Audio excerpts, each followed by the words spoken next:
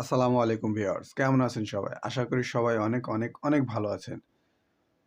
তো আজকে আবার নতুন একটি ভিডিও নিয়ে আসলাম। আজকের ভিডিওতে দেখাবো যে পুরনো ফোনগুলো আমাদের বাড়িতে থাকে, কালার খারাপ হয়ে যায় অথবা টুকিটাকি কিছু সমস্যা থাকে যেগুলো আমরা ড্রয়ারে ফেলে রাখি।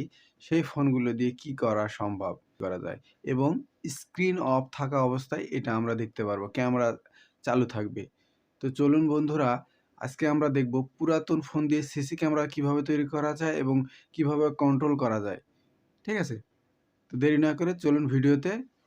তো বন্ধুরা, চলে আসলাম আমরা মোবাইল স্ক্রিনে। এই মোবাইল স্ক্রিনে আসার পরে এখান থেকে আমাদের এই কাজটি করার জন্য একটি অ্যাপ্লিকেশনের প্রয়োজন হবে। এটা হলো সিসিটিভি। তো এই অ্যাপ্লিকেশনটা আপনারা প্লে স্টোর থেকে ডাউনলোড করে নেবেন। প্লে স্টোরে গিয়ে সার্চ দিবেন। এখানে প্লে স্টোরে যাবেন, যাওয়ার পর এখানে সার্চ দিবেন SEE আবার CI বা CC দিলেও চলে আসবে। যে এই অ্যাপ্লিকেশনটি আপনারা ডাউনলোড করে নেবেন। হ্যাঁ, তো আমার যেহেতু ডাউনলোড করা আছে আমি এটা ডাউনলোড করলাম না, কারণ এই ডাউনলোডটা দেখাতে গেলে একটু সময় লাগবে। তো আমি চাচ্ছি ভিডিওটি শর্ট হোক। তো এখান থেকে এটা আমি যদি প্রেস করি তাহলে আমাকে ওপেন করতে বলবে। আমার ক্ষেত্রে, আপনাদের ক্ষেত্রে ইনস্টল করতে বলবে। তো আমি ওপেন করে নিচ্ছি। ওপেন করে নেওয়ার পরে এখান থেকে আমরা যেটা করব, এখানে কিছু পারমিশন চাইবে। Application needs permission to work properly. ঠিক আছে, পরিপূর্ণ কাজ করার জন্য কিছু পারমিশন দিতে হবে। আমরা এখানে ওকে করে দেবো। ওকে করে দেওয়ার পর অ্যালাওয়ে ক্লিক করে দেবো। আবার অ্যালাওয়ে ক্লিক করে দেবো। অ্যালাওয়ে ক্লিক করে দেওয়ার পর এখান থেকে আমাকে একটি জিমেল দিতে বলবে।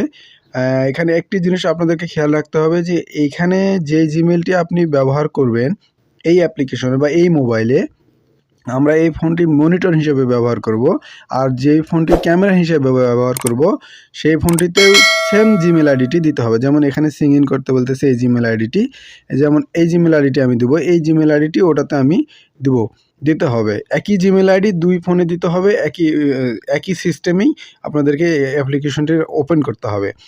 তো এটা আমি এই জিমেল আইডিটি দিলাম। জিমেল আইডিটি দেওয়ার পরে এখানে লগ ইন হয়ে যাবে। লগ ইন হওয়ার পরে দেখেন লগ ইন হয়ে গেছে। তো ডু নট শো এগেইন এখানে যে চেক বক্সে ক্লিক করে দেয়, এটা এরকম পজিশনে চলে আসবে। আমাকে বলতেছে এই মুহূর্তে যে ক্যামেরা মোড, আপনি কি এই মোবাইলটি ক্যামেরা মোডে নিতে চাচ্ছেন? তো আমরা যেহেতু এই মোবাইলটি ক্যামেরা মোডে নিব না, আমরা এটা মনিটরে দেখব, সেই জন্য এটা আমরা ক্লোজ করে দেবো। ক্লোজ করে দেওয়ার পর এরকম একটি অপশন আসবে। তো এখানে ক্যামেরা মোডে নেওয়ার জন্য এই যে উপরে যে অপশনটি আছে, এই যে এখানে এই অপশনটিতে ক্লিক করে দিতে হবে। এই অপশনটাই ক্লিক করে দিলে ক্যামেরা মোডে একটা অপশন আসবে, এটা ওকে করে দিতে হবে সিম্পলি। এখানে যদি আমরা ওকে করে দিই, এই যে ক্যামেরা মোড রান অপশনটিতে যদি আমরা ক্লিক করি তাহলে এটা ক্যামেরা মোডে চলে আসবে। তার ঠিক আছে, তো আমরা আপাতত এই পর্যন্তই থাকি এখানে। তারপরে এখান থেকে যেটা করব, এটা যদি আমি ক্যামেরা মোডে রান না করি তাহলে বন্ধ করে দিলাম আপাতত। হ্যাঁ, তারপরে আমার পরবর্তী যে ফোনটি আছে ওই ফোনটিতে আমরা অ্যাপ্লিকেশনটি সেমভাবে ইনস্টল করে নেব। অতএব এইটা পুশ করে রাখতেছি আপাতত। সেমভাবে আমরা জিমেল আইডিটি দিয়ে দেবো। একই জিমেল আইডি এখানে লগ ইন করে দেবো আমরা এই ফোনটিতেও। এটা J5, এই ফোনটিতেও আমরা একইভাবে জিমেল আইডিটি লগ ইন করে দেবো। এই যে এই জিমেল আইডিটি আমি ওখানে সিং ইন করেছি, সেই জিমেল আইডিটি এখানেই সিং ইন করে দেবো একইভাবে। তো একই রকম একটি সিস্টেম চলে আসবে। এখানে দেখেন এই যে সাকসেস লগ ইন দেখাইছে।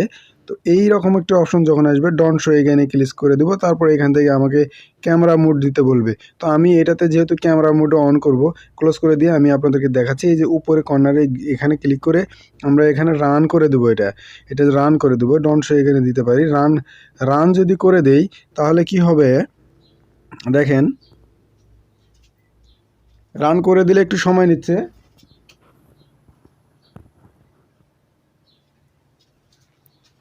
রান করে দিয়েছি আমি ক্যামেরাটাকে। তো এখানে যদি আমরা ক্লিক কানেক্ট করে দেই, ক্লিক কানেক্টে অবশ্যই আপনার ফোনে ইন্টারনেট কানেকশন থাকতে হবে। ক্লিক যদি করে দেই, এই যে রান 1 2 3 4 এই একটি অ্যাক্সেস কোড, এটা সেভ করে দিতে বলবে। পরবর্তীতে যদি পিনকোডটি ওই ক্যামেরাতে চায় বা এটাতে চায় তখন আপনারা পিনকোডটি দিতে পারবেন, অথবা পিনকোডটা আপনারা চেঞ্জও করে নিতে পারবেন, সমস্যা নয়। তো আমি এখানে সেভ করে দিলাম।